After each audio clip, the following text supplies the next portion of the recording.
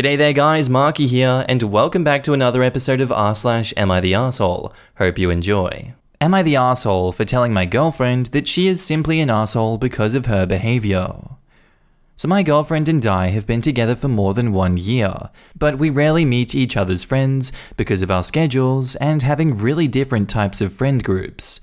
In this year, we decided that we should get to know each other's friends, so we started calling the others to house parties, gatherings, and things like that. I didn't really know her people, but they were really easy to get along with, chatty, and it was a pleasant, great experience overall, despite me having a really anxious personality, so she invited me to another house party taking place this weekend. I got really excited and was really fond of the idea, but despite them making a group chat, which they didn't put me in, I hadn't received any information through my girlfriend other than the fact that the party will be in another town. I asked my girlfriend to ask the kid, who throws the gathering, really simple questions, like how the sleeping would be in general, in regards of space, should we bring a mattress or a sleeping bag, etc., and rather than asking the questions normally, as I expected, out of the blue, she straight up blew up on me. She told me that her friends are not the types to think ahead, and I shouldn't be so stuck up. I should respect their manners, and I shouldn't ask these types of questions, and she won't ask them for me because of my incompatibility with her friend group. She heavily criticized my character. I got really angry, and I told her that me being curious and not knowing literally anything, wanting to know the bare minimum, isn't me being incompatible and a whiny cow. It's me wanting to be prepared for a whole ass night in another town with fairly unfamiliar faces and things in general. I added that because it's her good friend and I barely know the guy, I made small talk with him once, I thought she would be reasonable and tried to make things easier for me, and that her behavior is just straight up rude. She behaves like an asshole, and I don't even understand her in the first place because I always make sure to answer her questions and make the time pleasant for her when we spend time with my squad. She got really mad at me calling her an asshole and said that my reasoning is nonsense, as she previously told me that is just how her group is and she can't do anything about it, and I expect too much of her. Am I the asshole for not accepting her reasons and calling her an asshole? Now in the comments, not the asshole. Her explanation is garbage. You asked normal crap, and for her to react this way is really freaking weird. And OP responds, I know, right? I literally have no idea how me being curious offended her this much. In my opinion, since your girlfriend is being so stubborn, I'd just message the guy hosting the party and ask him. Sure, you don't really know the guy, but you're about to go spend a night partying at his house. I doubt he would blow up at you like your girlfriend did. And OP says, thanks for the advice. I'll definitely speak with someone about the party. I know that he's a kind guy, but I didn't want to ask him first, as I thought my girlfriend would be helpful. If she was acting like this, she wouldn't be my girlfriend for much longer. There's a good chance this is your girlfriend not liking how well you fit into her friend group and trying to sabotage it because she is insecure. I understand. I'd have done the same thing in your shoes too, but it is what it is. You either go to the party completely clueless, ask someone else, or back out and don't go. Her response is a complete overreaction. Not the asshole. Your girlfriend is though. You just wanted to know what was happening. I'd be the same. She could have just said, oh, friends don't really plan ahead for anything, and that's annoying, but what can you do? No need for her to snap. You don't know her friends very well, so how are you supposed to be compatible with them already? It's not snobby to want to know where you were sleeping at night. If you still want to ask the questions, just message the guy online. Find his Insta or something. It'll get back to her and she'll be mad, but who cares? I hate anything spontaneous, so I wouldn't be going to anything where I didn't know the plan. And OP says, she knows that I like to be prepared. That's the joke in this story. I always tell her to inform me because I get mad anxious if I get told something last minute. And now onto the update. My question didn't get a lot of attention, but I wanted to give you guys an update anyways, so here I go. After our argument, my girlfriend sent a screenshot to me with all the details about the place, accommodation, and I could clearly see that she was the one who initiated the conversation between her and the guy who threw the party. I was surprised that she asked for the information, as she was so frickin' angry before, but she did anyways. So I prepared everything to go smoothly, and I thanked her. She was acting a bit weird the next day, but I said nothing, just a quick thank you because I didn't want to be in another argument and I love her friends, so I didn't want to cause tension. I was already pretty anxious about the new faces, and we were pretty solid on the way to the party, so I decided not to mention anything. As the night went along, we were getting pretty chill and cool with the guys who I never met. I had a really great time, and then my girlfriend decided to pull me over and told me that she was sorry because of her behavior and she was really mad at herself for hurting me. She told me that after the argument, she thought it was over and her reasoning was pretty pointless, as all of you said. She told me that she was angry because of other things, school and family, but didn't want to bother me because I was and am currently studying for my university exams, and she just snapped at me in frustration, not thinking about the effects. She told me that she wanted to talk before the party, but we were traveling by bus, so it wasn't the ideal place to chat, which I agreed with, and that's why she was weird in the beginning. She asked me to forgive her, and she said that she will handle these situations better and will talk about her problems, as she was clearly in a wrong headspace that day, which I had no idea about. I feel like I'm pretty happy with the endgame. Now in the comments, I'm glad she had the self-awareness to realize that she was being the asshole and had the guts to apologize to you first. In my opinion, this is someone worth your time, considering the many who would stick to their guns and not admit that they are wrong. I hope in the future she learns to lean on you a little more, so her emotions and frustrations don't reach such a boiling point. And OP replies, "Thank you. We will work on ourselves and on our relationship in the future." I'm really happy for you both, and it's lovely and healthy that she reflected and took some time to process and then changed her behavior and also acknowledged your experience. Best wishes for the future. We love happy ending updates. Good she worked it out by herself. Strifes like that happen in every relationship, but the way she dealt with it after the impact was okay. Our next post is titled, "Am I the asshole for telling my wife to get off her ass?" So me, 36 male, and my wife, 36 female, have always had similar life goals and been relatively on the same page in terms of what we both want for ourselves and each other over the 15 years that we've been together. We both have master's degrees in our respective fields and have worked very hard to buy a home, purchase a duplex to rent out, and build our lives. We have both been very frugal and conscientious about money. About a year ago, she lost her job due to downsizing in her company. She decided she wanted to be a homemaker after this happened and deal with our tenants and household affairs. We don't have any children, so really all she would have to do is clean the house, collect rent checks, and call the plumber or something if there is an issue either at the rental property or ours. We weren't necessarily struggling for money at this point, so if this is how she decides she wants to spend her time, I'll support her. The issue is that she doesn't do any of these things. Either she will spend the entire day watching television and browsing the internet, or go out shopping and spend exuberant amounts of money.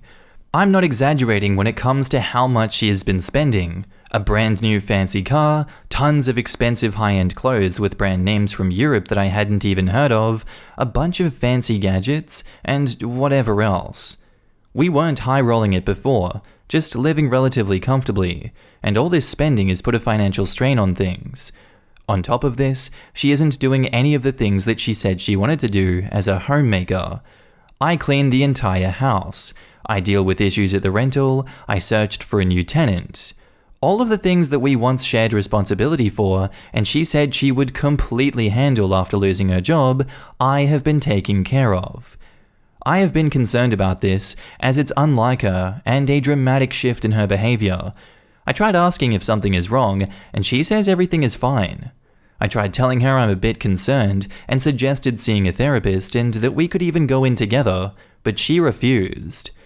2 nights ago, I came home late after working for 12 hours and found that the house was an even bigger mess than when I left, and there was a huge pile of new clothes that she bought sitting in the living room that she spent $7,000 on. I saw a notification from the credit card company on my phone about 10 minutes before walking through the door. I broke down. I lost it. I told her I don't know what the F is happening or going on with her, but she needs to get off her ass to either get a job or pay for all of this, go to therapy, or stop spending so much and do what she promised after she decided not to go back to work. This is after a year of me trying to talk to her about whatever the hell is going on, and I just reached a breaking point. She left to go to her mother's, and my mother-in-law has been texting me non-stop, calling me a bad husband and a piece of garbage, and my wife hasn't been returning my calls. I know I don't chime in much on these ones, but dear God, I don't know how this guy managed to go a full year dealing with this. This is ridiculous. Like, if the $7,000 this one time was the issue, that's bad, but that's $7,000 after a year of exorbitant spending. I want to believe that there is something else going on with this wife, and it's a good idea that he wants to get her to go to therapy, but I don't see a good resolution to this one. I'm pretty pessimistic about this situation. I'm gonna go not the asshole for this one. I don't see it being his fault, and I don't see how he could be an asshole for his actions in this story. He's been so patient and so understanding. I'd say perhaps too patient and understanding. Now in the comments, not the asshole, but you should cancel your credit cards. Run a regular credit check in case she tries to open new ones. She is draining your money and dumping all the work on you. You also need to talk to a financial advisor and make her listen to what the advisor has to say. Not the asshole. This is a downward spiral. She needs help. $7,000 on clothes? For what? That's madness. She needs to get some serious therapy and get back to work. She absolutely also told her mother and your mother a different story than what is actually going on. You need to speak to them and tell them what has been going on, and perhaps it might be conscientious of you to separate your finances from hers. Not the asshole. You are understandably at your breaking point. It does sound like there is something going on. I think you should continue to suggest counseling, as she clearly needs it and is in denial about it. Spending $7,000 on clothes when only one of you is employed is ridiculous. She has to see that she is bleeding you dry and is hurting the both of your future plans. And OP says, I just want my wife back, as her personality has shifted a bit as well. Our plans to buy another rental are out of the window for quite some time now. We had a lot saved, and we're planning to buy one once the housing market comes back down. I have a decent job, but I don't make enough to sustain this. Some people drink, others take drugs, shop, gamble. Your wife is engaging in a self-destructive behavior. She needs professional help. Maybe she's not as happy as she thought she would be by being a homemaker. Maybe she doesn't know what to do with her life, like going back to work, because she's feeling depressed, but instead of using healthy tools to address the situation, she's using unhealthy tools to cope with it and is running away from facing the problem. She really needs to want the help, otherwise nothing will work out. I do know that if she refuses the help and keeps on her destructive behavior, it's time for you to leave and save yourself. And now on to the update. I just thought that I'd write a quick follow-up to my previous post. Things have improved. As many of you have suspected, my wife told her mother a completely different story than what happened. When I spoke to my mother-in-law, she was immediately concerned about my wife's behavior. My sister-in-law, who is no longer with us, struggled with manic depressive disorder for many years, and after a long period of spiraling and frightening behavior. My mother-in-law knows how devastating and serious mental illness can be, and immediately encouraged my wife to speak to a therapist. Me and my mother-in-law worked together over the next few days to find something for her, and at first my wife refused, but with me and her mother both saying that she needed to recognize she needed help, she eventually accepted. We had our first counseling session this week, and we went in together. Even though it may be hard to say since we both just started therapy, I think things seem promising. My wife made some big steps, we returned or are in the process of selling the majority of everything she has bought over the past year, and even though she didn't even use most of it, separating herself from most of these items was something difficult for her, and I'm immensely proud of her for doing the right thing. Some of you are also right, that she may be having second thoughts about my vasectomy and may want to have a kid. I told her that we should focus on her recovering for now, but once that happens, we can start talking options. I have alerts on all my cards and accounts, so if she goes into another spending spree, I can shut the cards down again if I have to. I also told my brother about what's been going on. He called me an idiot for not thinking that I could come and talk to him about anything. We had a big hug and a long talk over a few beers. Even though things aren't perfect, this is the first time that things have been looking up in a long time. Now in the comments, what a fantastic update. The road forward is long, but it seems like you are making wonderful steps toward it. Take your relatives at face value that they are ready and willing and able to help. Remind your wife that if she struggles with mental health now, postpartum depression and anxiety on top of that will be difficult. But establishing a healthy counseling, support group, coping mechanism routine now will make that easier if you decide to pursue having children. Most vasectomies are reversible, and even if yours isn't, your sperm is still there. Just need to go in after them. As someone who struggles with impulse spending a lot with my mental illnesses, but I'm in therapy and working on managing it, this is a lovely update. I'm the same. I have bipolar disorder, and one of my biggest hypomania symptoms is impulsive and exorbitant spending. Medication has been the biggest game changer for me. Good luck in therapy. I'm so glad to hear that things are looking up. You may have some bumps and minor setbacks, but keep your eyes focused on the long term and you'll do fine. I wish you and your wife nothing but happiness. And OP says, this is something that was told to me during therapy. He told me privately that we are all making the best steps to try and help my wife, but I should monitor my expectations and not think everything will go back to normal at once. He said that this is all a process, and the process will be ongoing for a while. And that is where I'm going to leave you guys today. I do hope you enjoyed today's stories. If you did, let me know what you thought about it down in the comments below, as always. And I hope you have a good day, night, sleep, whatever you're up to, and I will see you in the next one. Bye!